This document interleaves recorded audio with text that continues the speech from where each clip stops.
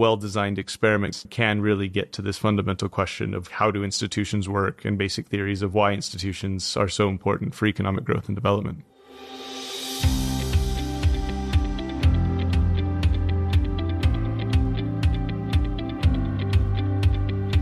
Welcome to VoxDevTalks. My name is Tim Phillips.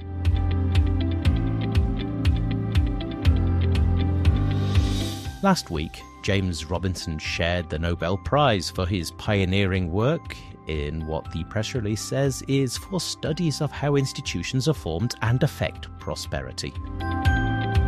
The research we're highlighting this week was directly inspired by James Robinson's work and also the work of his colleagues and co-Nobelists, Daron Acemoglu and Simon Johnson.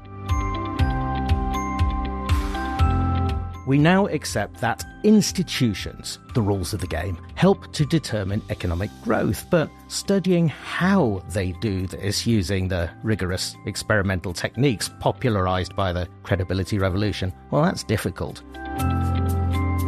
And a lot of historical research into the consequences of institutional change, they just don't meet this threshold. But this is changing. A new review highlights an exciting new wave of empirical research into the consequences of institutional change. So I'm talking to two of the authors. I'm with Mike Callen at the London School of Economics. Welcome to VoxDevTalks, Mike. Oh, thanks, Tim. And Jonathan Weigel is down the line from the Haas School at Berkeley. Welcome, Jonathan. Thank you, Tim. Why do social scientists study institutions, study it so much at the moment? Which sort of institutions are they studying? Ultimately, the goal is just to understand better why some countries are rich and others are poor. Economists used to study what we call now the proximate determinants of economic growth. And these are things like how many machines does a country have? How many factories? How much human capital? So things like physical and human capital. But then I think economists realized that they didn't really understand why some countries had simply more factories and other countries had less, why some countries had higher levels of education, others had lower levels of education. So there was a shift toward the deeper determinants of growth. And these are things like geography, culture, and institutions. In the early 2000s and also continuing, there's a large empirical literature that increasingly finds institutions as really a crucial part of this story, probably the crucial part of this story. As far as what they are, I think it's important to say what they're not, perhaps first. They're not organizations. So often today we refer to healthcare institutions, educational institutions. That's not what economists mean when we talk about institutions. What we mean are the fundamental rules of the game. That's Douglas North's famous definition. Humans create certain incentive structures that really govern our behavior, that shape our incentives. And that's what we mean by institutions. To give a few examples, is there the rule of the strong or is there the rule of law? What kind of labor markets do you have? Do you have competitive labor markets or do you have monopsonistic labor markets? What we focus on here is political institutions, so the political regime. How is the allocation of political power done in a given country? Is it through the electoral system, in which case you have a democratic regime? Or is it through some other mechanism of allocating power? The reason this is so powerful and why we study these institutions is that when you have a democracy in place, someone who wants power will focus their energies on getting votes and getting buy-in from a major political party. So that's what I mean when I say they shape our incentives.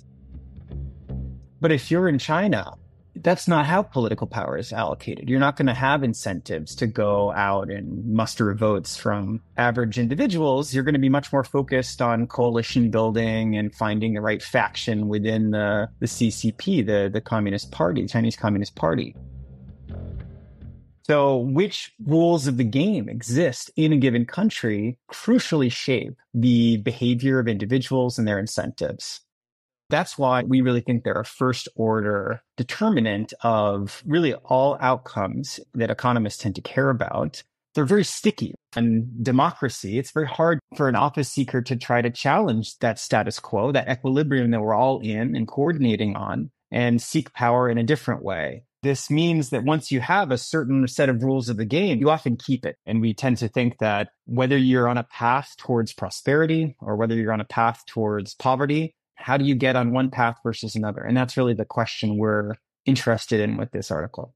And to research questions like this in the past, what techniques have economists used? And, of course, other social sciences as well. It's not just economists that are interested in institutions at all. Research on this question certainly has a really long history, arguably goes back to sort of the advent of economics as a social science. Because it's so fundamental to thinking about why some countries are rich and others are poor. And it really is about what are the humanly devised rules of the game that govern human behavior. So it goes back to really thinking about it sort of philosophically, theory in the sense of long written treatises on how is it that humans interact.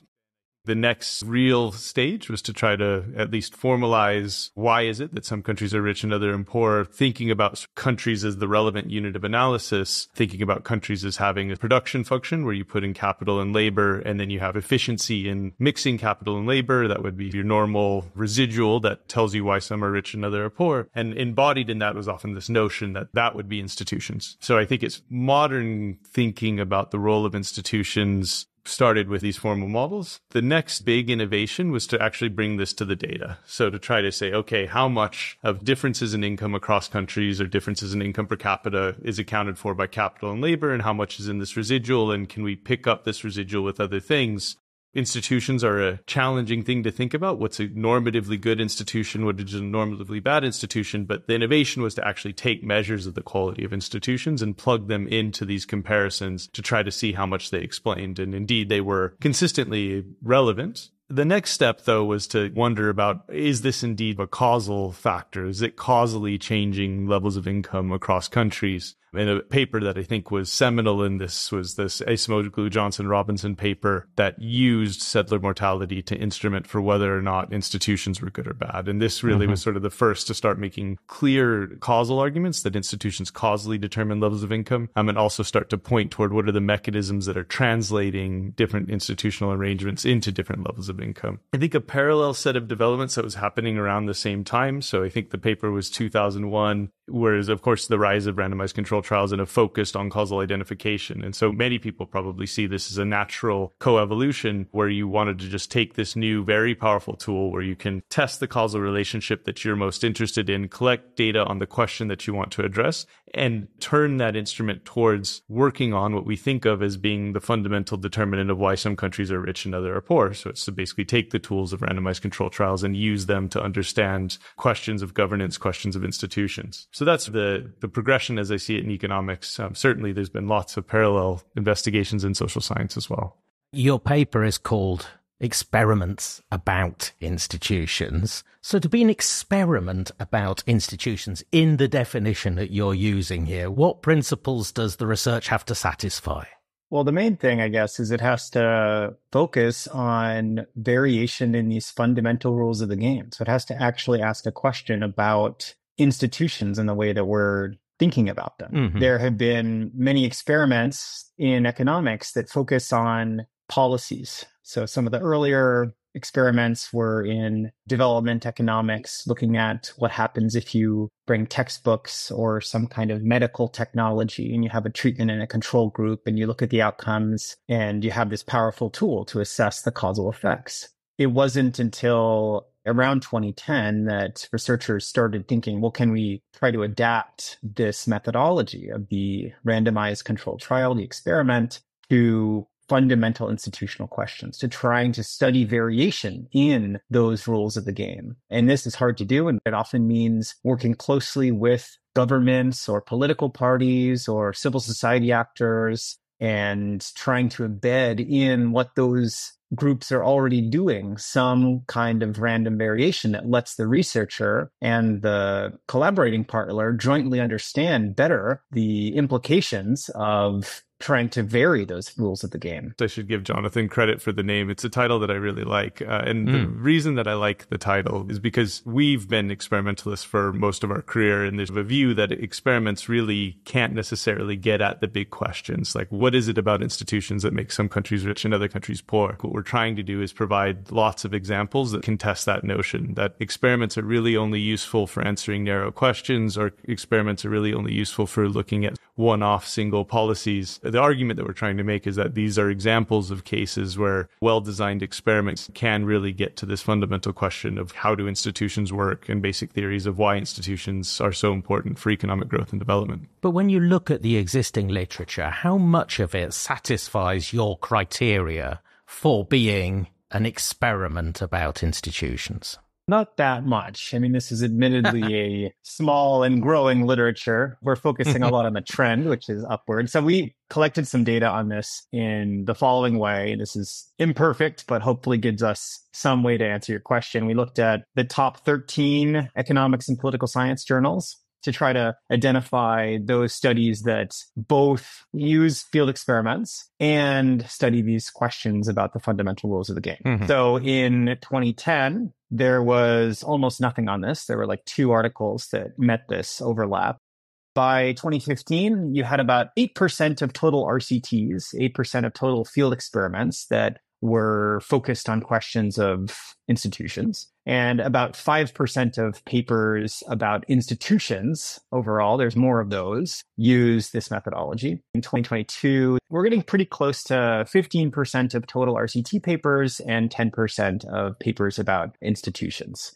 This is just a first pass. We're surely leaving a lot of really important work out, but it's a pretty steep upward trajectory.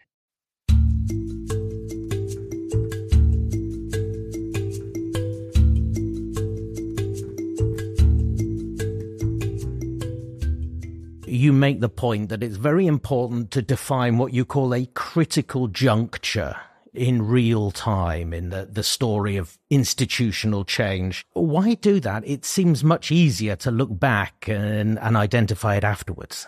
I think John and Noam and I started working on this review paper and a broader agenda around this collaboratively because all 3 of us actually had had the experience of running experiments in the midst of critical junctures. And so for myself, I worked in Afghanistan from 2009 up until the Taliban took over. The whole time there was this ever-present feeling that these institutions really could go one way or the other. Now it's pretty clear which way they've gone. And, the same was true for John working in Congo. The same was true for Noam working in Hong Kong during the protests 2016, 2017. So in all 3 cases, we realized and mutually acknowledged in the work that one another were doing that there's something going on here. We're kind of in these contexts running experiments and learning about key institutions when we're really not sure what they're going to become or where they're going to head.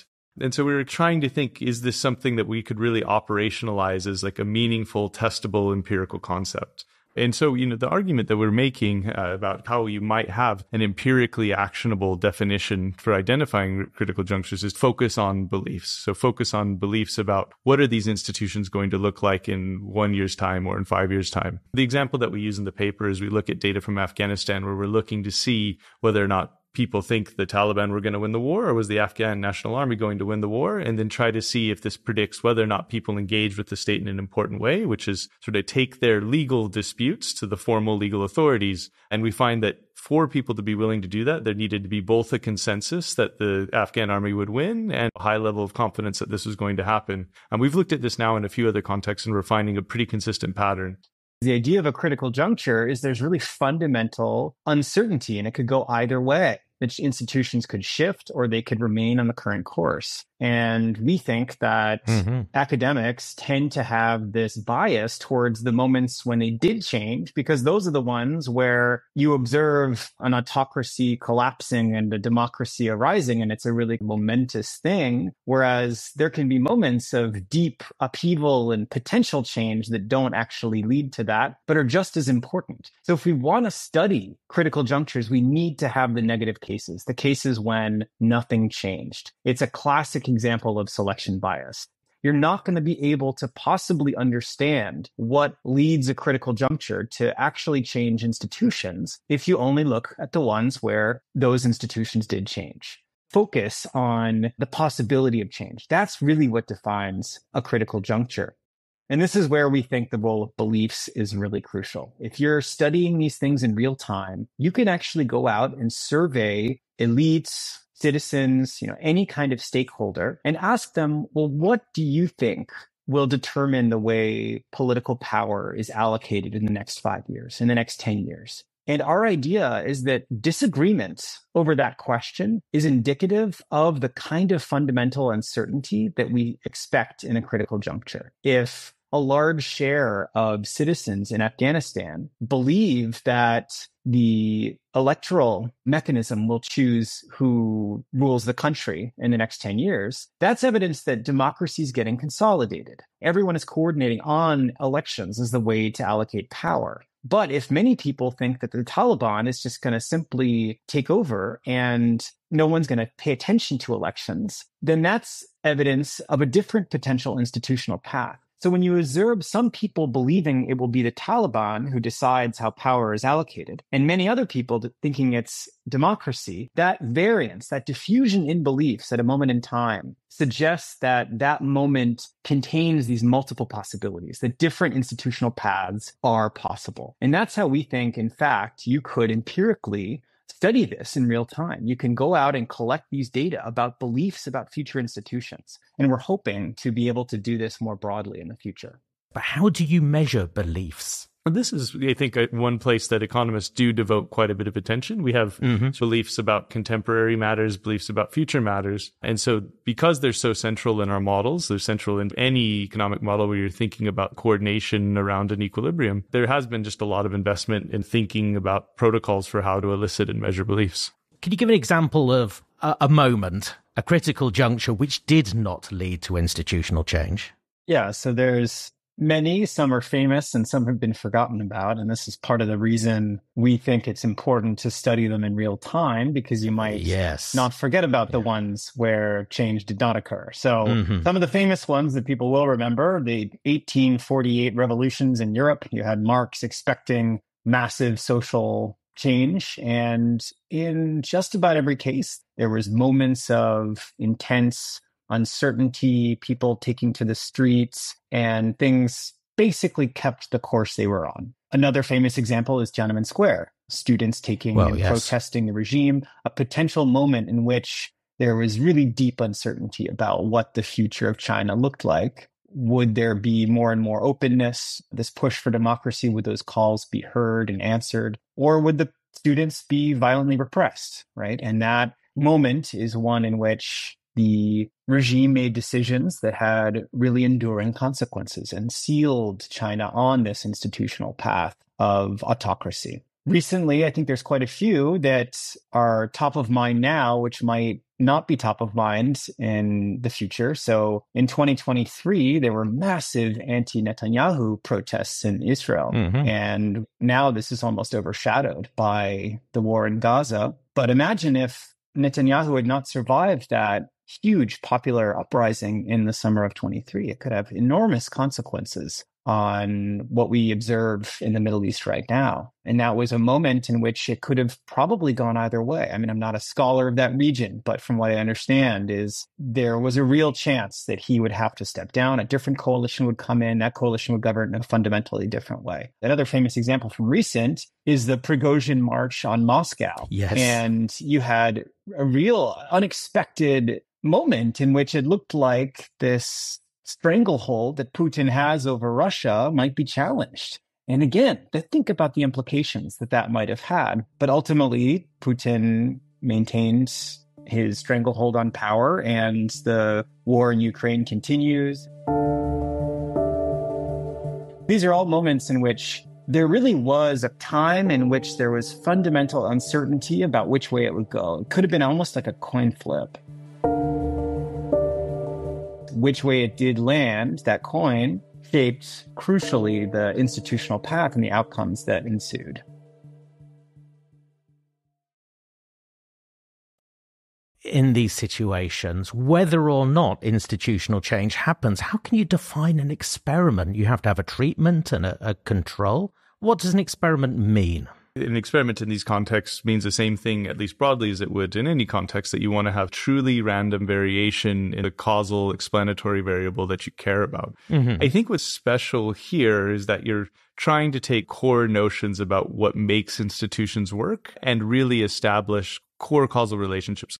So John has done work in the Congo demonstrating that once you start to collect taxes for the first time people are being brought into the tax net, their engagement in civic institutions increases. And that's clear because it was causally set up to test that question. Yes. Now, if I were to look instead across countries and say, look, places where people pay more taxes are also places where people generally have higher levels of civic engagement. We observe that in data. That's not something that you would ever believe. And it's also not necessarily give a causal attribution, but the core idea of sort of how does the social contract form and how is it maintained? Well, there's this sort of co-relationship between citizens and the state where the citizens pay taxes and the state in turn supplies services. I mean, that is fundamentally a causal argument about what the social contract is doing. So I think that's what we mean when we say an experiment about an institution. It's core institutional theory about the rules of the game and testing the deep causal relationship at the heart of one of those theories. In a lot of the work on institutions, there are a lot of outcomes over a very long period of time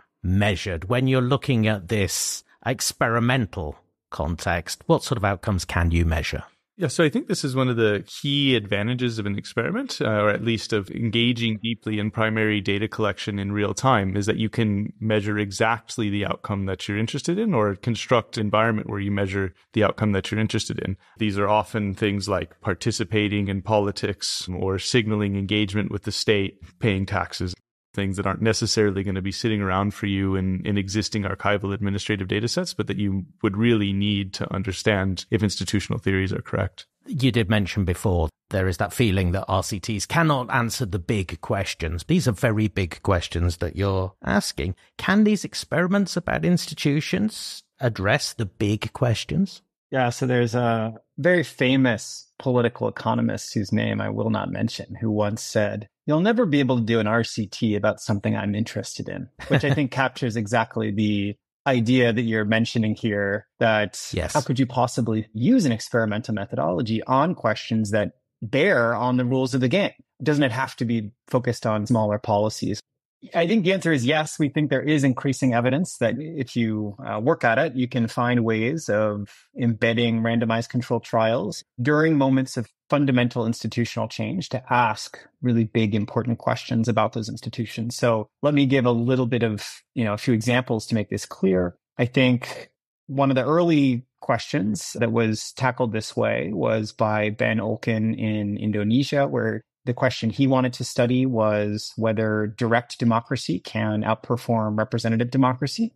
You're not going to be able to randomize countries into different types of democracy, of course, but what he did in the paper is to work with development projects in Indonesia and have different communities have different mechanisms of basically choosing the types of public goods that they wanted. And so sometimes they came and everyone directly chose, and other times they chose through representatives. And he was able, through that approach, to demonstrate that when there is direct democracy, citizens have much higher levels of satisfaction. Another example is Mike's work. The really fundamental question in new democracies is how can you increase faith in elections? And so, as Mike mentioned, he's been working in Afghanistan for a long time. If you increase the perceived integrity, the actual and perceived integrity of elections in Afghanistan, well, how does that affect outcomes? How does that affect people's willingness to participate in democracy, to accept that we choose leaders that way,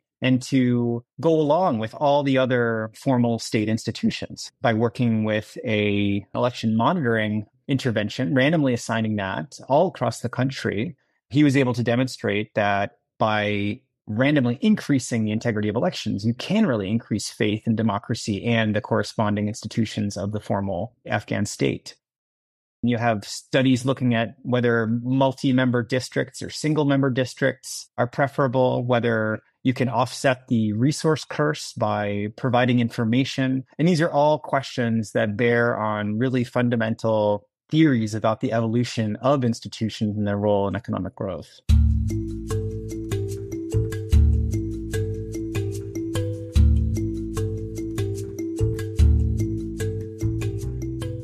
Are you therefore claiming that this type of institutional economic research is better than the research we had before? No, that's not necessarily what we're claiming. There are well-known limitations to experimental research. It's always going to be context-specific. There's always going to be questions about external validity. But I think just as with experiments in general, when you bring the tools of experimentation to questions about institutions and how institutions affects sort of the performance of the state and economic development, there are also natural advantages. I think first, you can introduce causal variation into the thing that you're interested in understanding or the object of theoretical relevance. You can measure what you need to really test the idea at hand. I think the point is that we think we've found an ample number of examples to the point I wouldn't even think it's really a controversial or a particularly groundbreaking statement to say that you can use experiments to learn things about institutions. There are plenty of examples. But it seems a pretty difficult thing to do. This is really impressive research. How can researchers who want to get involved in this, who haven't done this sort of research before, how can they get involved? It can be demanding. I think none of us would deny that. Mm-hmm. It is also really an incredible experience as a researcher to get involved in this kind of work because it means you are getting embedded or seconded into a government or a civil society group. I think all the examples we cite rely on deep collaboration with these partner organizations that are themselves key actors in the process of institutional change. So as a researcher, it's really thrilling to be in the throes of institutional change and witness it yourself. I mean, just sort of speaking from my own experience, I started working in Congo and learned that the government was trying to really expand its property tax net and found myself before long going to the tax authority every day, trying to figure out what problem the tax authority staff were trying to solve, trying to think if there's anything I could do to help them solve that. That process of just being there every day in the tax authority taught me so much about what the real constraints are in this setting and how to build trust with that partner. I think that's a crucial answer to your question is why would a political party in Sierra Leone ever be interested in randomizing how much openness and inclusivity there is in the way they choose their candidates? That seems like a real stretch. Well, the answer is that Casey and others have been working with them for a very long time and have built real trust that they can find common ground. Can't always find common ground. It's worth pointing out that there's times that researchers want to study something and the partner is just absolutely not interested in that. But in that example from Sierra Leone, the parties were interested in how to find better candidates and whether there was a way to do something that looked like a primary a little bit that involved eliciting voter preferences and finding out who they actually like the best of these candidates that would then help in elections, right? And that turned out to also be a question of massive academic interest if you're interested in how democratic institutions function. Casey and her co-authors were able to do a randomized controlled trial where they did find, in fact, creating something that looks a bit like a primary improved how much the candidates in Sierra Leonean politics are representative of the average citizen in Sierra Leone. And those candidates were ones with a better track record of providing public goods. And so it was a clear sort of win-win between the interests of the party and the interest of the researcher. And our experiences, I think Mike would agree with this, is that there's often more common ground than you might initially think. Every researcher wants to be policy relevant, but often that's quite frustrating. It sounds like this sort of research can influence policy. Can it? What level can it do that? In a lot of the examples that we review in the review article, we find examples that was sort of fairly substantial and meaningful policy impact. And I think that that's for good reason. I think first, so when you're focused on these core institutions, these are things that you imagine if you understand them and if you can improve them, that there are potentially very substantial knock-on effects. So kind of coming back to the example of the election monitoring work in Afghanistan, the idea was, can we find a way to enable citizens to monitor their own elections? Mm-hmm. And this was meant by design to be sort of an innovation, sort of use mobile technology to make this easier. And that was scaled. So that was used subsequently in Afghanistan. It was used in Kenya. It was used in South Africa. I think in the Development Innovation Ventures, the funder did a review, and it was something like 5.5 million people were impacted by that. And I think it's just because making elections cleaner and fairer is something that can lead to all sorts of positive downstream outcomes. It's very natural that sort of focusing on institutions and improving institutions can potentially have very substantial policy impact. Yeah, it's a fascinating lens on institutional economics. Thanks very much for talking about it. Thank you, Jonathan. Thanks, Tim. And thanks, Mike. Thank you, Tim.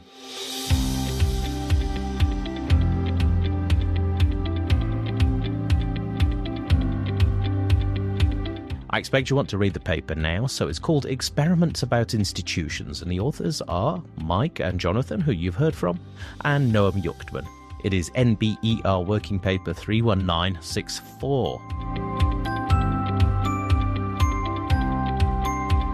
Also, we mentioned that research into how political candidates are selected, and we had a VoxDev talk about that earlier this year in March 2024.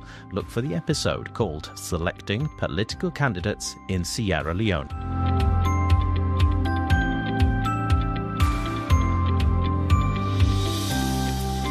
This has been a VoxDev Talk. The best way to make sure you don't miss an episode, subscribe. Go on, do it now. You'll find us wherever you get your podcasts. Our past episodes, as always, are at voxdev.org. And if you've enjoyed this today, I'm pretty sure you have, tell someone else about VoxDev, and then they can hear conversations like this.